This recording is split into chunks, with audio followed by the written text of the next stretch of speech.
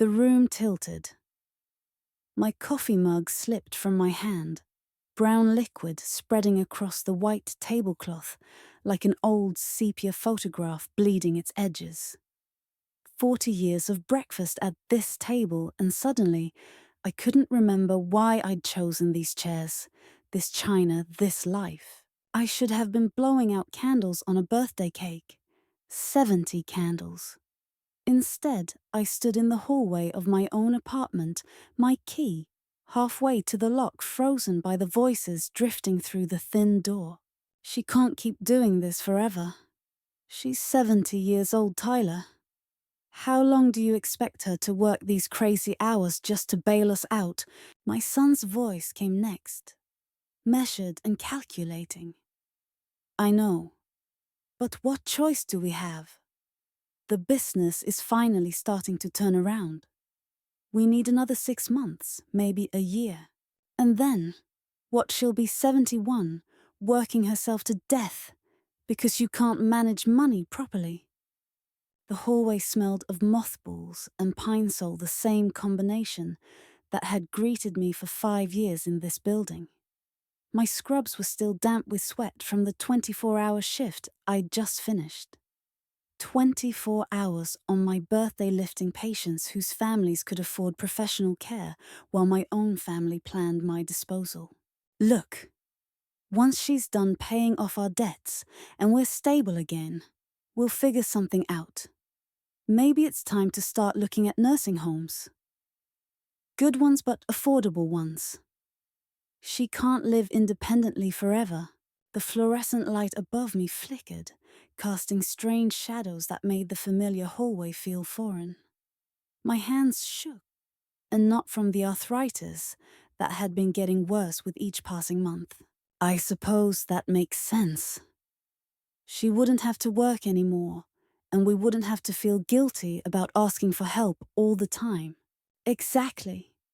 And let's be honest, she's not getting any younger. Better to make the transition now, while she's still relatively healthy, than wait for a crisis. A strange car had been parked in the visitor's spot when I'd pulled in. Silver sedan government plates. I'd thought nothing of it then. Now I wondered if they'd already been shopping for facilities. How do you think she'll take it? Tyler laughed. The sound cut through me like broken glass. Mom's always been a people pleaser. She'll probably convince herself it's a good idea. And honestly, it'll be a relief for all of us. She can make friends her own age play bingo, do whatever old people do. We can visit on weekends. Weekends. Like I was already a distant memory. My phone buzzed in my pocket. A text from Sandra at work. Happy 70th. Maya don't look a day over 55. 55. If only she knew how ancient I felt inside standing in this hallway.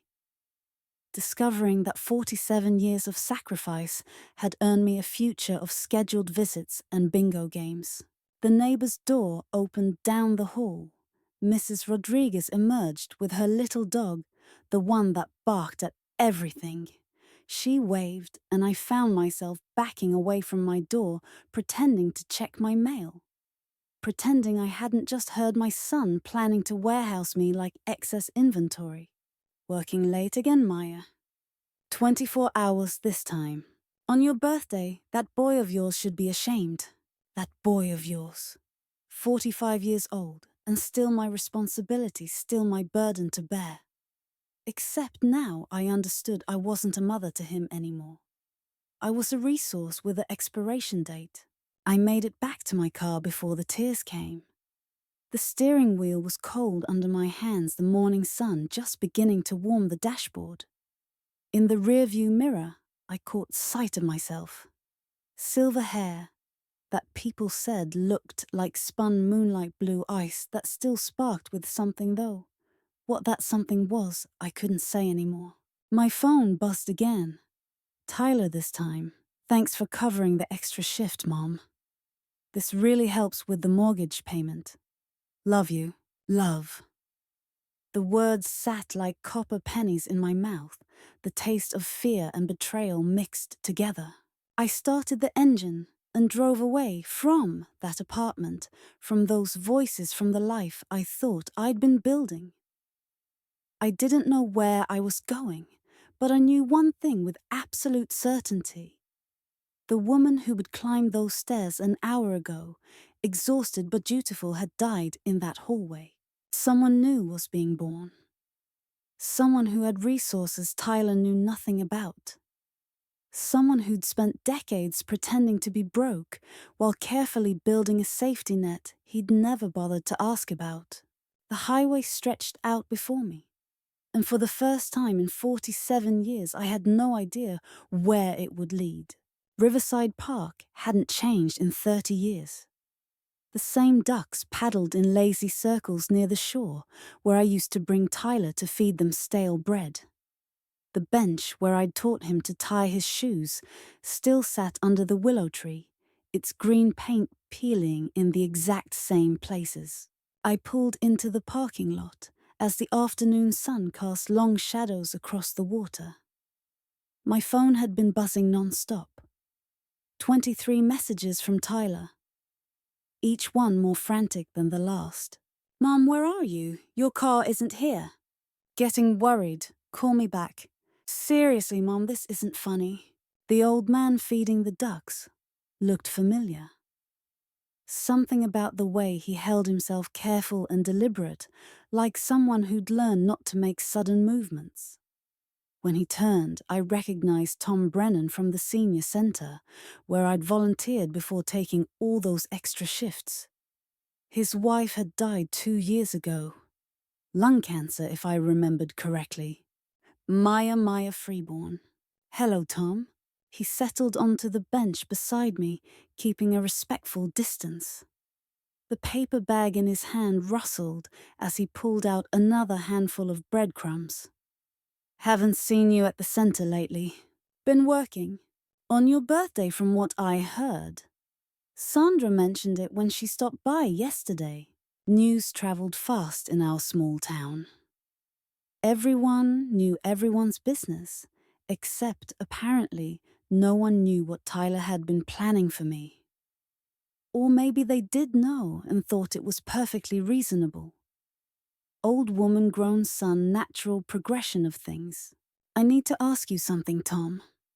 When your kids started talking about your future, about where you should live, how did you handle it?" He threw bread to a particularly aggressive mallard. The bird reminded me of Tyler at 5, demanding, insistent, never satisfied with what was offered. They didn't get the chance. Beth and I made our own arrangements before the cancer got bad. Picked our own place, our own terms. Kids were furious, but what could they do? It was already done. Smart, not smart. Desperate. My oldest Kevin, he'd already drawn up power of attorney papers. Had them sitting on his desk when I dropped by unexpectedly one day. Next to brochures for places that looked more like hospitals than homes. The water lapped against the shore with a rhythm that matched my heartbeat. Somewhere across the lake, a loon called out that haunting sound that always made me think of loneliness and freedom mixed together. "I have resources Tyler doesn't know about." The words came out before I could stop them. Tom didn't look surprised. "Ruth's cottage. You knew your aunt and I were friends. She used to say you were the only one in the family with any sense. Left you that cottage for a reason, I imagine. Aunt Ruth. Even dead 15 years, she was still looking out for me. The cottage had been her escape.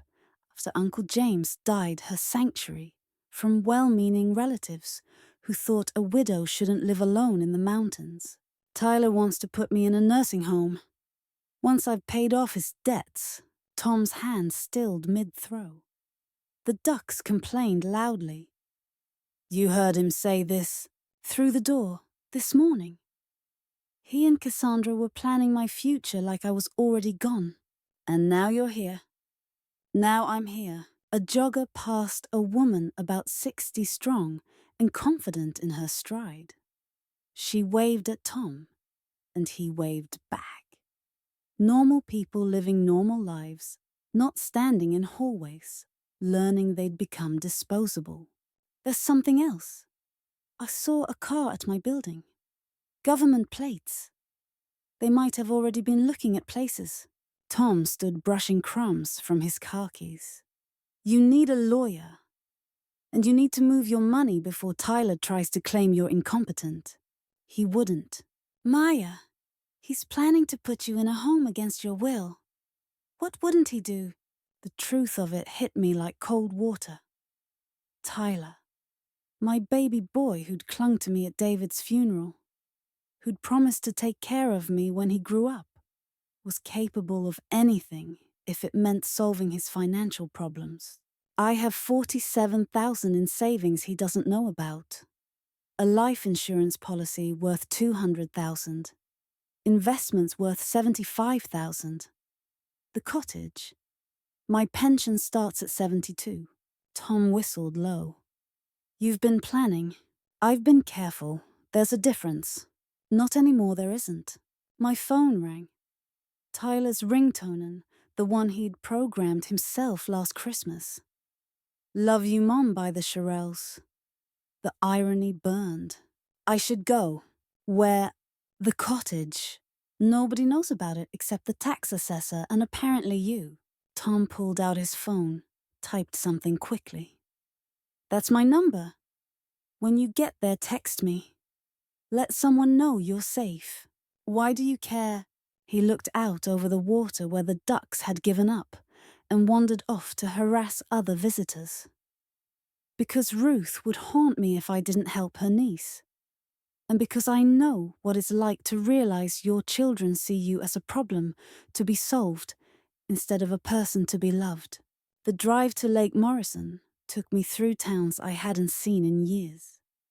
Each mile felt like shedding skin, leaving behind the Maya, who said yes to everything, who worked herself to exhaustion for ungrateful people who planned her disposal over coffee. The cottage sat exactly as I remembered it, small and solid on its rise above the lake. The key was still hidden under the ceramic frog Aunt Ruth had made in her pottery class. The door stuck like it always did, requiring a shoulder push that made my arthritis complain. Inside, everything waited under dust covers like a held breath. I pulled the sheets off furniture I'd forgotten was mine, revealed rooms I'd never had time to truly inhabit. The stone fireplace still held logs from my last visit 2 years ago. The kitchen window still framed the lake like a postcard nobody would ever send. I stood in what would become my sanctuary and felt something I hadn't experienced since David died. Possibility. The woman who'd been planning to work until she died to fund her son's failures was transforming into someone else. Someone who owned a cottage by a lake. Someone with resources and options. Someone who didn't have to accept being warehoused like unwanted furniture. My phone buzzed. Another message from Tyler. Mom, I'm coming by your apartment. We need to talk. Let him come. Let him find the note I'd left on the kitchen table. Let him wonder and worry and realize that his mother, his personal ATM, his solution to every problem, had vanished like morning mist over Lake Morrison. The loon called again as darkness fell, and this time it didn't sound lonely at all. It sounded like freedom. 2 weeks at the cottage had transformed me into someone I barely recognized in the mirror. The woman staring back had stopped coloring the dark circles under her eyes with concealer. She'd stopped apologizing for existing. She'd stopped checking her phone every 5 minutes to see if Tyler needed something. The morning Tom knocked on my door, I was making bread from Aunt Ruth's recipe. The kitchen smelled like yeast and possibility. There's something you should know. Tyler hired a private investigator. I set down the dough I'd been kneading. Flour dusted my hands, like evidence of a new life. How do you know? Man came by the senior center yesterday asking questions. Said he was looking for an elderly woman who might be confused, possibly suffering from dementia. Showed your picture around. The words hit like ice water in my veins. Dementia. Tyler was already laying groundwork to have me declared incompetent. What did people tell him? Nothing useful. But Maya, this changes things. You need to act before he does. I walked to the window where morning light played across the lake's surface. A blue heron stood motionless in the shallows, waiting for the perfect moment to strike. Nature's lesson in patience and precision. I've been thinking about calling my cousin Margaret. She's a lawyer in Pine Ridge. Margaret Walsh. She's more than that. She specializes in elder law. Helped my friend Robert when his daughter tried to get conservatorship to access his savings. The bread dough waited on the counter, rising slowly, inevitably. Like my anger. Like my determination. I need to move everything today. Tom pulled out his phone. I'll call Margaret. You start gathering your documents. The next 3 hours passed in a blur of phone calls and decisions. Margaret Walsh turned out to be a force of nature wrapped in a powder blue suit. She arrived at the cottage with a briefcase full of papers and absolutely no patience for adult children who preyed on their parents. First thing, we're putting all your assets in an irrevocable trust. Tyler can hire every investigator in the state, but he won't be able to touch a penny. What about my pension Social Security? Direct deposit to a new account at a different bank, one he's never had access to. The papers she spread across Aunt Ruth's dining table looked like armor made of legalese. Each signature felt like drawing a sword. There's something else. If Tyler's claiming you have dementia, we need documentation that you're competent. I've scheduled you for a cognitive evaluation tomorrow with Dr. Harrison. He's testified in dozens of these cases. These cases? You mean this happens often? Margaret's laugh was bitter as black coffee. Honey, half my practice is protecting parents from children who see them as walking ATMs. Tyler's not special. He's just another greedy son who thought his mother would be too weak to fight back. That afternoon, I made another decision. One that would have seemed impossible just weeks ago. I called Sandra at Sunset Manor. I'm retiring, effective immediately. Maya, are you sure you've got 2 years until full pension? I'm sure. Mail my last check to this address. I gave her the cottage information knowing Tyler would eventually find out. Let him. By then, it would be too late. The next morning, Dr. Harrison's evaluation was thorough and humiliating. Memory tests, problem-solving exercises, questions about current events and personal history. I passed everything with flying colors. Miss Freeborn, not only are you completely competent, you're sharper than most 40-year-olds I evaluate. Anyone claiming otherwise is either lying or delusional themselves. I had him put that in writing. 3 days later, Tom drove me to the bank in Pine Ridge. Not just any bank. The one where Tyler had no contacts, no history, no chance of talking his way into my accounts. I want to make a withdrawal, I told the manager. From my old account, all of it, cash. That's quite a bit of money, Miss Freeborn. $47,000. I counted every penny as I saved it. The manager's office smelled like leather and old money. The kind of smell that meant security, permanence, control. Everything Tyler had tried to take from me. May I ask what you intend to do with this amount in cash? Yes. I intend to deposit it here in my new account at your bank. The account my son doesn't know exists. Understanding dawned on his face. He'd seen this before too. The weight of that money in the bank bag felt like freedom. Each bundle of hundreds represented shifts. I'd worked meals, I'd skipped vacations I'd never taken. All while Tyler spent freely assuming the well would never run dry. On the drive back, Tom was quiet until we reached the cottage. You know he's going to escalate when he realizes what you've done. I'm counting on it. Maya, what aren't you telling me?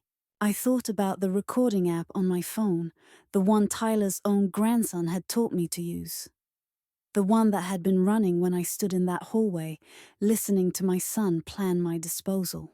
Tyler thinks he's hunting a confused old woman. But I'm not the prey anymore, Tom. I'm the hunter. And I've been setting traps for longer than he knows. That evening, as I sat by the fire with Aunt Ruth's journal in my lap, I found an entry that made me smile. The best revenge isn't served cold. It's served with documentation witnessed and notarized. Let them come for what they think is theirs. I'll be ready with receipts. Even from beyond the grave, Aunt Ruth was teaching me how to fight. My phone buzzed with another message from Tyler. This time he'd involved Cassandra. Mom, Cassie is worried about you. She says this isn't normal behavior. Please come home so we can get you help. Help. They wanted to help me right into a nursing home, where I'd be out of the way, my assets conveniently managed by my loving son. I typed back my first response in 2 weeks. I don't need help. I need distance from people who see me as a problem to be solved. The message was delivered but not read. Tyler was probably still at work. The construction job he claimed was turning around, but which I knew was failing. His mortgage was due in 3 days. The payment I usually covered with my overtime shifts. This time he'd have to figure it out himself. The loon called across the water as darkness fell. Tomorrow, Margaret would file the trust paperwork. Tomorrow, Dr. Harrison's evaluation would be officially documented. Tomorrow, the hunter Tyler had hired would report back that Maya Freeborn had vanished without a trace. But tonight, I sat in my cottage, my fortress, my sanctuary, and felt something I hadn't experienced in 47 years. Power. The game had changed. The rules had shifted. And Tyler was about to learn that underestimating a 70-year-old woman with nothing left to lose was the worst mistake he'd ever make. The knock came at 7 in the morning, sharp and demanding.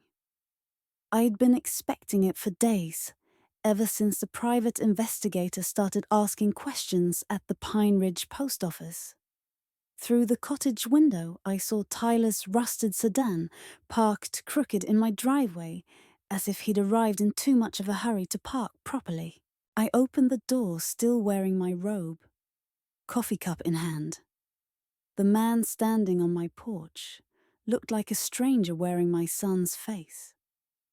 Gaunt, unshaven, his clothes wrinkled like he'd slept in them. The confident businessman who'd planned my disposal was gone, replaced by something desperate and dangerous. Hello, Tyler. Mom. His voice cracked on the word. You look good. I did look good. 7 months of sleeping through the night, eating when I was hungry, instead of when I had 5 minutes between patients walking by the lake every morning with Tom. My arthritis still complained, but quieter now, like a conversation instead of a scream. How did you find me? Hired a better investigator. Someone who specialized in tracking people who don't want to be found. He stepped closer, and I smelled whiskey on his breath, stale and sour. We need to talk. About what? About coming home. About fixing this mess between us. I set down my coffee cup on the porch railing. The morning air carried the scent of pine and lake water, so different from the antiseptic smell of Sunset Manor that had clung to my clothes for decades. This isn't a mess, Tyler. This is my life. Your life. His face flushed red. the same color it used to turn when he was 5 and didn't get his way. Your life is with your family, with me. The family that was planning to put me in a nursing home. The words hung between us like a blade. Tyler's face cycled through emotions. Surprise, guilt, anger finally settling on indignation. You were eavesdropping. I was coming home from a 24-hour shift on my 70th birthday. A shift I worked to pay your mortgage. Again. Tom appeared in the doorway behind me, solid and quiet. He didn't speak, but his presence changed the equation. Tyler's eyes narrowed. Who's that? A friend. A friend. You disappear for 7 months, and now you have a boyfriend. What about Dad's memory? The audacity of it, using David's memory as a weapon, lit a fire in my chest that had been smoldering for months. Your father would be ashamed of what you've become. He worked himself to death, building something meaningful. You turned his legacy into a money pit that nearly destroyed my retirement. Tyler stepped back as if I'd slapped him. His foot caught on the loose board I'd been meaning to fix, and he stumbled, catching himself on the porch post. For a moment, he looked exactly like the 8-year-old who'd fallen off his bike, surprised and hurt, and looking for someone to blame. That's cruel. It's true. You want to know what's cruel? Planning to warehouse your mother in a facility while she's in the next room paying your bills. That's cruel. I never asked you to work yourself to death for me. Didn't you every text about money you needed, every shift you knew? I'd cover every sacrifice you expected without question. What did you think the end result would be? Tyler's hands clenched into fists. Behind him, a crow called from the pine trees, harsh and mocking. The lake was still as glass reflecting the morning sky, like a mirror that showed everything clearly without mercy. I need you, Mom. The business is gone. Cassandra left. I'm living in my car. No, you're not. You're living with someone named Patricia. The investigator you hired has loose lips when he drinks. The lie revealed Tyler's mask finally slipped completely. The desperate son act fell away, showing the calculating man underneath. Fine. Yes, I'm staying with someone. But I still need money. You owe me that much. I owe you. I'm your son, your only child. Everything you have should come to me anyway. Why make both of us suffer? There it was. The truth he'd been dancing around. In Tyler's mind, my money was already his. I was just the inconvenient vessel currently holding it. Tom stepped forward, his voice calm but firm. I think you should leave. This is none of your business, old man. Maybe not. But Maya's made her position clear. You're trespassing. Tyler laughed ugly and sharp. Trespassing. This is my mother we're talking about. You can't trespass on family. I walked into the cottage and returned with a manila envelope. Inside were copies of everything. The trust documents, Dr. Harrison's evaluation, the restraining order Margaret had helped me file, but not serve. Yet. Actually, you can. These are legal documents stating I'm of sound mind and have chosen to distance myself from you. If you don't leave now, I'll call the police. Tyler snatched the envelope, tearing it open with shaking hands. As he read, his face went from red to white to a mottled purple. You gave it all away to charities, to strangers. I gave it to people and causes that value human dignity. Something you wouldn't understand. This isn't over. His voice had gone quiet. Dangerous. You're still my mother. There are laws about abandoning family responsibilities. Yes, there are. And according to my lawyer, I fulfill them all when I raised you to adulthood. Everything after that was love, not obligation. Tyler threw the papers at my feet. They scattered across the porch like dead leaves white against the weathered wood. You'll regret this. When you're old and sick and alone, you'll wish you hadn't thrown me away. I'm already old. I've already been sick. And the only time I've been truly alone was when I was surrounded by people who saw me as nothing more than a resource to exploit. He stormed toward his car, then turned back one last time. I'll contest everything. I'll prove you're not competent. You'll do what you've always done. Make threats create drama, then expect someone else to clean up your mess. But this time, Tyler, that someone won't be me. The car door slammed hard enough to echo across the lake. The engine struggled to start grinding and complaining before finally catching. He drove away too fast, gravel spinning under his tires, leaving marks on my driveway that would last longer than our relationship. Tom's hand found my shoulder warm and steady. You okay? I thought about it. My son had just threatened me, tried to manipulate me with every tool in his arsenal, and left with promises to destroy the life I'd built. I should have been devastated.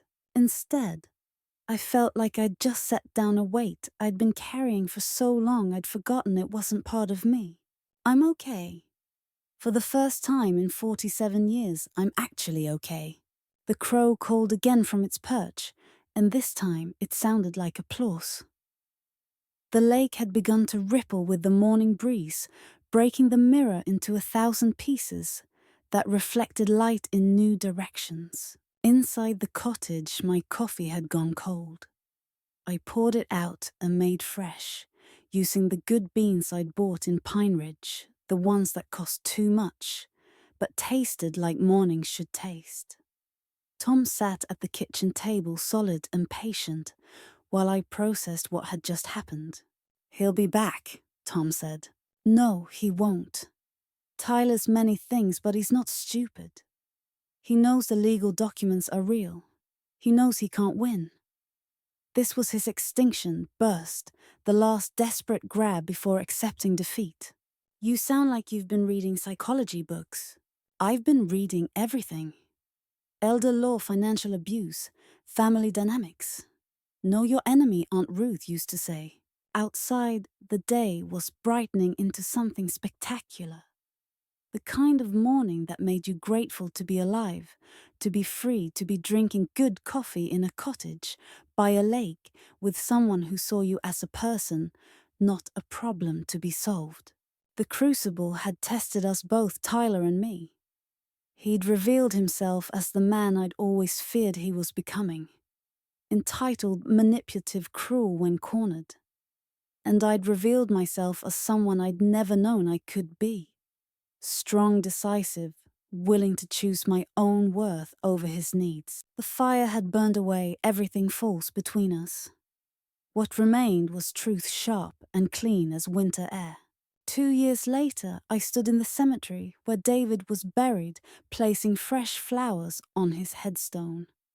The marble was weathered, now softened by 39 winters, but his name was still clear. David Freeborn, beloved husband and father. I did it, David.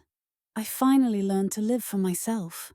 The wind rustled through the oak trees that bordered the cemetery, carrying the scent of freshly cut grass and something else, expensive cologne. I didn't need to turn around to know Tyler was standing 20 feet behind me, waiting. Hello, Mom. His voice was different, older, tired in a way that had nothing to do with physical exhaustion. I turned slowly, taking in the man my son had become in 2 years of consequences. He was thin, but not gaunt. His clothes clean, but clearly second-hand. His hands were calloused now. Real work calluses, not the soft blisters he used to complain about. Tyler, I've been coming here every week, hoping I'd run into you. I know. Mr. Henley at the flower shop mentioned someone had been asking about me. We stood there, mother and son, with David's grave between us, like a referee in a fight that had already been decided. Tyler's eyes kept shifting to the headstone, then back to me, as if asking his father for permission to speak. "I got your letter," I said finally. 6 months ago, a letter had arrived at the cottage. Tom had wanted me to throw it away, unopened, but I'd read it. 3 pages of Tyler's cramped handwriting, not asking for money, not making excuses. Just talking. About his job at the hardware store.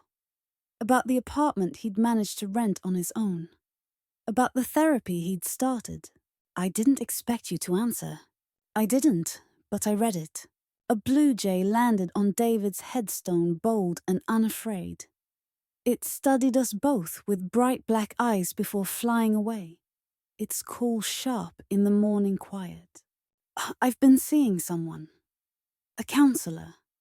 She says I have something called financial enmeshment trauma, that I never learned to separate my identity from your support." "And you believe her?" "I believe that I spent 45 years thinking love meant never having to grow up. That every time you saved me, I got weaker instead of stronger." The words hung in the air like a confession in church. I thought about all the times I'd rushed to solve his problems, to ease his pain, to make his life easier. I'd thought I was being a good mother. Instead, I'd been creating a man who couldn't stand on his own feet. The investigator I hired. He told me something after I fired him.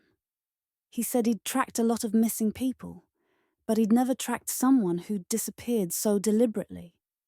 He said you weren't lost. You were escaping. He was right. Tyler reached into his pocket and pulled out an envelope. Not thick with cash or thin with another manipulation.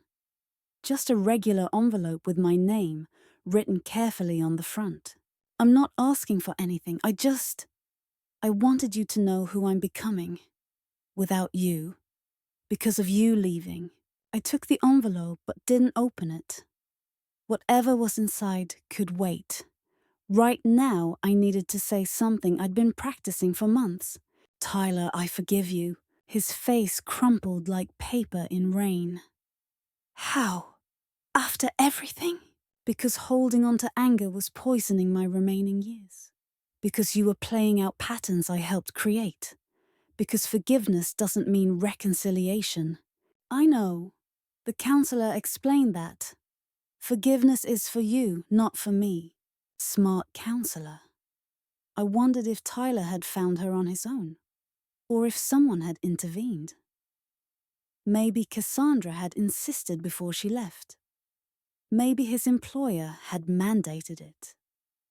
It didn't matter. What mattered was that he was doing the work I'd prevented him from doing for decades.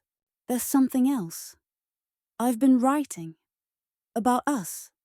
About what happened. The counselor suggested it as therapy, but a publisher is interested. They want to publish it as a memoir about toxic family dynamics and recovery. The irony was perfect. Tyler, who'd spent his life taking my money, might finally make some of his own by writing about why I'd stopped giving it to him. "Under your real name." "No. Changed names, changed places. But people who know us will know." I thought about it. Our story spread across pages for strangers to read. The mother who gave too much. The son who took too much. The breaking point that saved them both. Write it. Maybe it'll help someone else see the patterns before it's too late. Tyler's shoulders sagged with relief. "I thought you'd be angry." 2 years ago, I would have been. Now I understand that our story isn't unique. It's happening in thousands of families. Maybe millions. Parents who can't stop giving. Children who never learn to stop taking. If your book helps even one family break that cycle, then something good will have come from our pain. A car pulled up to the cemetery gates. Tom's truck right on time. We'd planned to drive to Burlington today to look at a house we were thinking of buying together. Not marriage. We were both too old and too wise to need papers to define what we meant to each other. Just partnership, companionship too. People choosing to face whatever came next. Together. I should go. Tyler nodded his eyes following Tom's truck. He seems good for you. He is. He sees me as a person, not a resource. The words stung Tyler visibly, but he didn't protest. That was growth, I supposed. The ability to hear hard truths without immediately deflecting or attacking. Mom, can I ask you something? If I hadn't said those things, if you hadn't heard me planning the nursing home, would you have kept giving me money until you died? I considered lying, offering some comfort to ease his guilt. But we were past comfort now, in the territory of truth. Yes, I would have worked until my body gave out. I would have died exhausted and broke, and you would have given a beautiful eulogy about sacrifice and mother's love, never realizing you'd killed me as surely as if you'd put a gun to my head. Tyler flinched. That's the truth. And the truth is what saved us both. You from becoming a complete parasite. Me from dying as your host. Tom honked gently. A reminder, not a demand. I started walking toward the truck, then stopped. Tyler, the envelope you gave me. Should I read it alone or with someone alone? It's an accounting. Every dollar you gave me over the years that I can remember. I can't pay it back, not in this lifetime. But I wanted you to know that I know, that I counted, that I understand the weight of what I took. I nodded and continued to the truck.